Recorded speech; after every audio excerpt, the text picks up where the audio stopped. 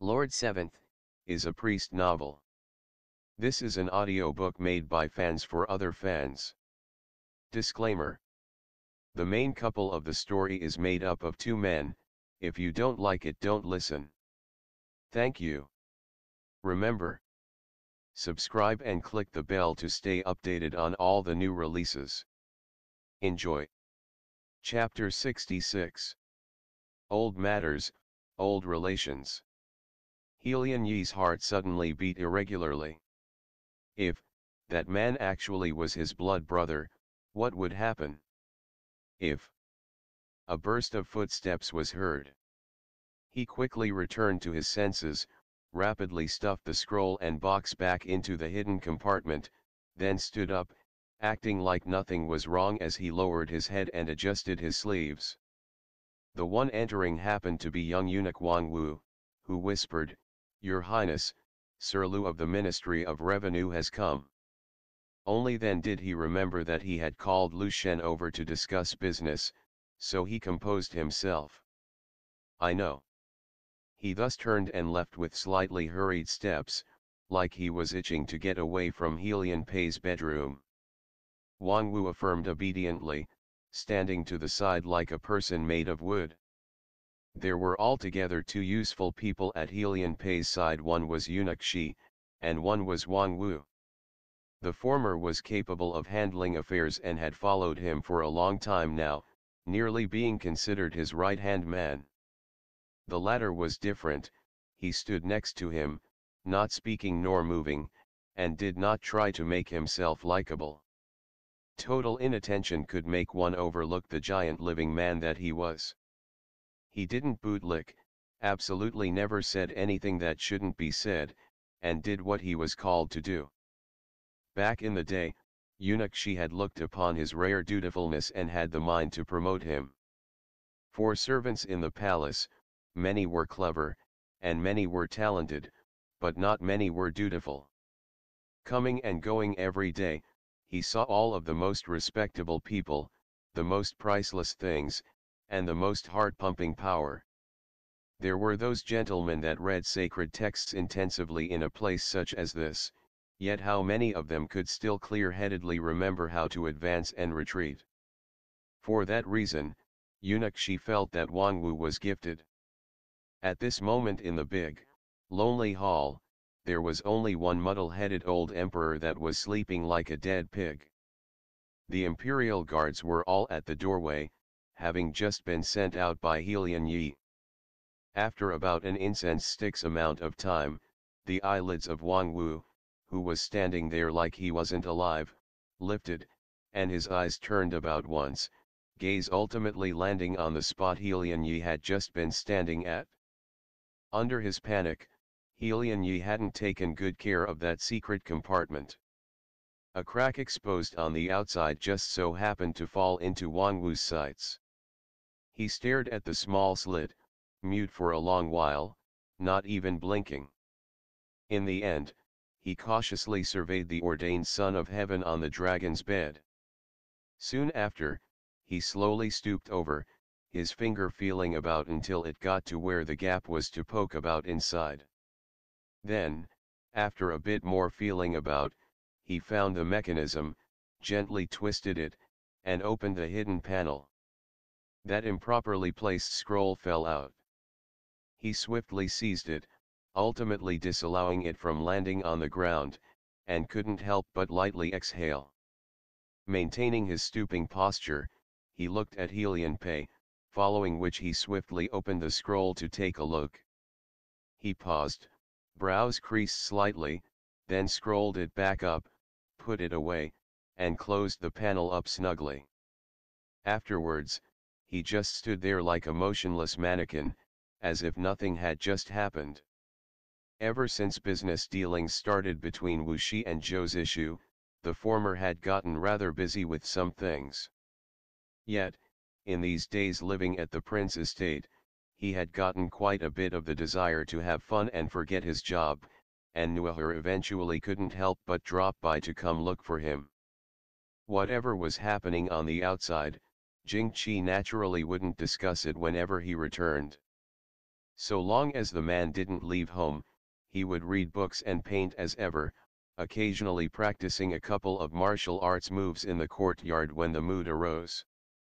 There was never any negative emotion on his face, giving him an apparent leisurely and contented look.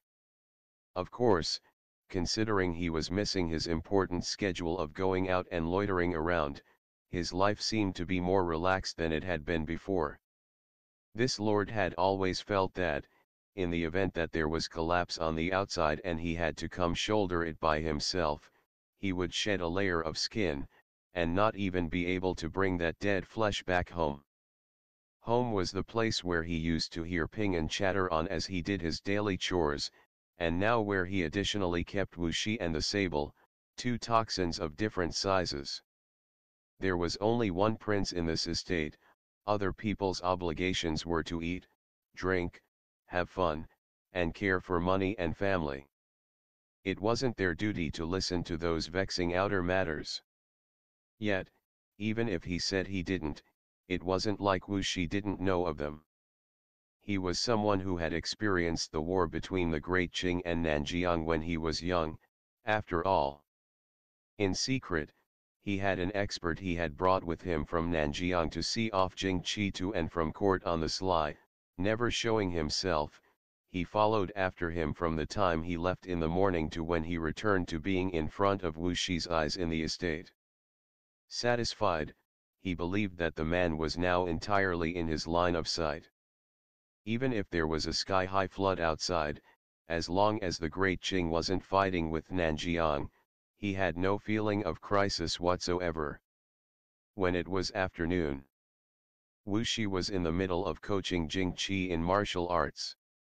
He had a good foundation to begin with, so, with the addition of 10 years of hard, relentless training, he had pretty much already left Jing Qi in the dust. His moves were all the more extremely measured.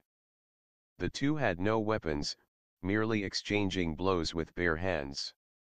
Upon getting to it, Wu Shi discovered that the man's innate talent was still not bad, and he was highly perceptive. That he had put in some real effort before shone through, but it likely wasn't much, as he put a lot of tricky and opportunity-seeking momentum into his movements. Ping An placed a hand towel down nearby, as well as pickled plum soup pressed down in ice. From the bottom of his heart, Wu Shi felt that since Jing Qi grew up in the Forbidden City as a child, he ought to have been taught by a famed, expert master, yet his arts weren't going anywhere. The other was most likely accustomed to this group, headed by Ping An, making big fusses out of little matters. Summer in the capital was very stuffy. One slight movement could easily make someone drenched in sweat, but Jing Qi had nonetheless began to train in boxing at this time. Ping An was already used to his master's whimsical behavior and didn't take it seriously. Wu Shi, however, could see that he was earnest, and likely so at this time due to one thing, the war in the Northwest. With that in mind, he felt some pain in his heart. Seeing that Jing Qi's physical strength slightly couldn't hold up, he suddenly grabbed his wrist and gently pinned it behind his back. The other was just shy of plunging headfirst into his embrace, his steps staggering to a stop, and he bent down slightly, swiftly panting for a couple of breaths. "No more training today," Wu Shi said mildly. "Martial arts isn't like other things, it needs to be built up over time in increments. Doing this last minute will, at most, make yourself sore for a while, and do nothing to empower you." Jing Qi was quiet for a minute. When he picked up the iced plum soup from the side and was about to drink it, Wu Shi quickly stopped him, used internal force to warm it up, then handed it back. "Don't drink cold stuff. Sudden cold and sudden heat can injure the body. Next time, don't let them prepare it chilled." Jing Qi finally ascertained himself to be useless mud that couldn't even stick to a wall, so he smiled and said nothing. Helian Zhao's army and the Vicaras unexpectedly clashed in a mountain city of Gansu, attacking and defending. The gridlock had already gone on for quite some days. Helian Zhao relied on the Ministry of Revenue for supplies, but the national treasury had been empty for decades, and encouragement and support were just not enough. The Vicaras, though, went about burning, killing, and looting, which was a trade of no cost. This scene of battle forced one to act against their will, and not fighting was not an option, but if it got drawn out, the cost of taxes would make a lot of citizens hang themselves. Hidden diseases were born early.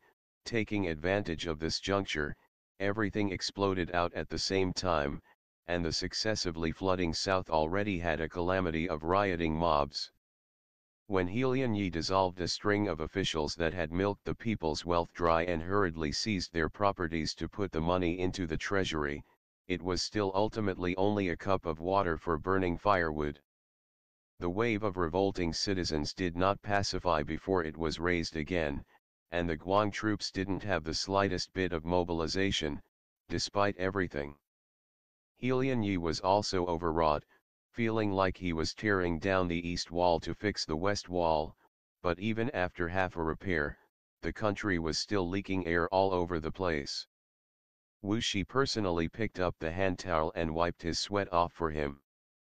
His hand's actions were gentle, but the words coming out of his mouth were incredibly blunt. Look at you. Such a short period of martial arts should have been fine, but it was too much.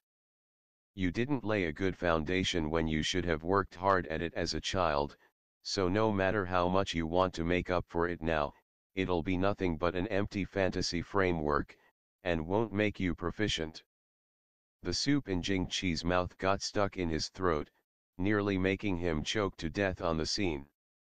Wu Shi pat him on the back, smiling. Hearing me say empty and gentle things won't be of any use. It's better to tell you these truths. Jing Qi choked for a good while, then squeezed a sentence out from the cracks between his teeth. Thanks for the advice. Wu Shi put down the towel, sighed, and hugged him from behind. I can't speak of the matters you all have, but when I'm unhappy, I also like to find things to do, practicing martial arts, trampling the plants in the garden, and so on. It doesn't matter, anyways, it'd be better to come with. Before he got to finish that sentence, Ping An suddenly came in. Chaminette, Nuaher is here. Ping An was a thoughtful one, as he said this phrase swiftly and without even raising his eyelids, seeing no evil. After speaking, there was immediately no longer any trace of him left. Wu Shi had no choice but to let Jing Qi go with some awkwardness, thinking Nuaher to be really annoying. Nuaher came in with an expression of deep bitterness and hate. In his big string of jargon, there was only one central idea: Chaminette, you haven't returned to your own home for days, you know? You should be making decisions on things. Are you abandoning all your responsibilities? Wu Shi frowned, but Jing Qi laughed from beside him. All right, go on back and take a look. I'll invite people over and keep myself occupied, not train. The other stood up, but still wasn't at ease, turning to Jing Qi. If you want to practice martial arts more, keeping fit and healthy is always good, but you need to be accompanied, lest you injure yourself or drink something cold and freezing that ruins your health. Although those words were unpleasant to hear, Jing Qi nevertheless accepted his good intention, beaming as he nodded. Wu Shi walked 2 steps away, but felt really reluctant to have to part from him for 1 minute, so he turned back around again, hugged Jing Qi by the neck, and kissed him on the lips at flying speed, all right in front of Nuaher. Only then did he feel he had gotten enough. Nuaher watched, wide-eyed and dumbstruck, as their chaminette coolie came over, threw out a let's go, then made to leave first. He busily gave Jing Qi a big, supplementary bow, then chased after the other one in a compliant run. He thought to himself, what's that thing great Qing people said? Not seeing someone for 3 days gives you a whole new level of respect for them. The Chaminette was indeed wise and powerful, to have finally succeeded after a good many years.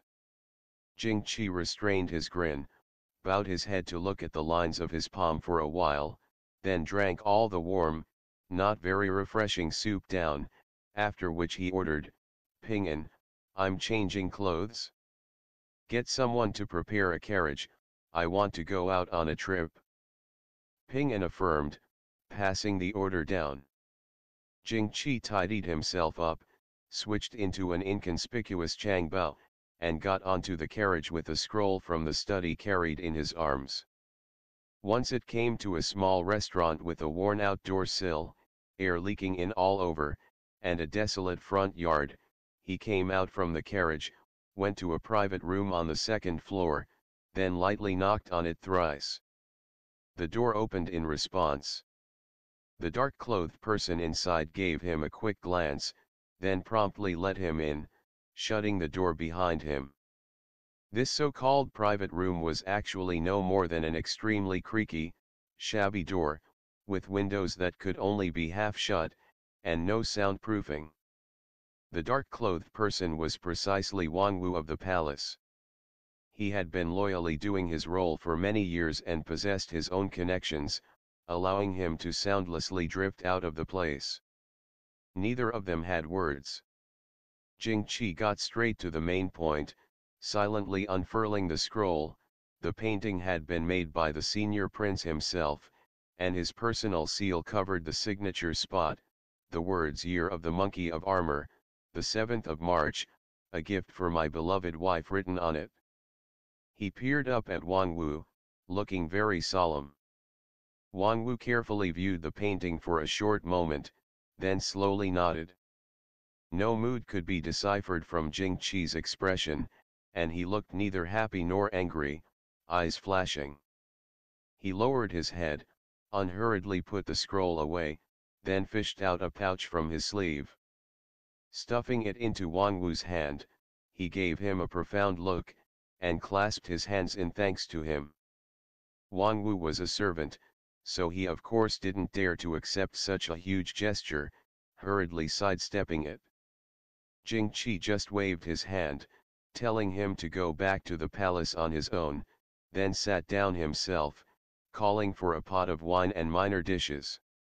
Wang Wu left quickly in the same exact manner as when he arrived, scarcely causing anyone to notice. The weight of the pouch in his hand was quite heavy, feeling different from the gold and silver of the past. After he went out the door, he secretly looked inside it. The bag was filled with cat's eye gems. He softly exhaled in relief and put it away in trepidation, knowing that the gift really wasn't that heavy at all. The prince gave a thank you gift, not to say thanks for the information, but to say thanks for him saving his life. Jing-Chi hugged the scroll as he called for Ping-An to wait in the non-eye-catching carriage. He leaned against the decrepit window for a time, with that small dish of slightly burnt peanuts and drinking half a pot of inferior wine. After that, he put down tip money and quietly left. For the first time in a few hundred years, he learned of the relationship between His Majesty and his mother, whose face he had long been unable to remember clearly. He laughed bitterly, like he was mocking himself, thinking, for being as addled as this, Jing Biwen can die without it being an injustice. He mounted the carriage, returning without a sound. End of the chapter. Stay tuned for more BL.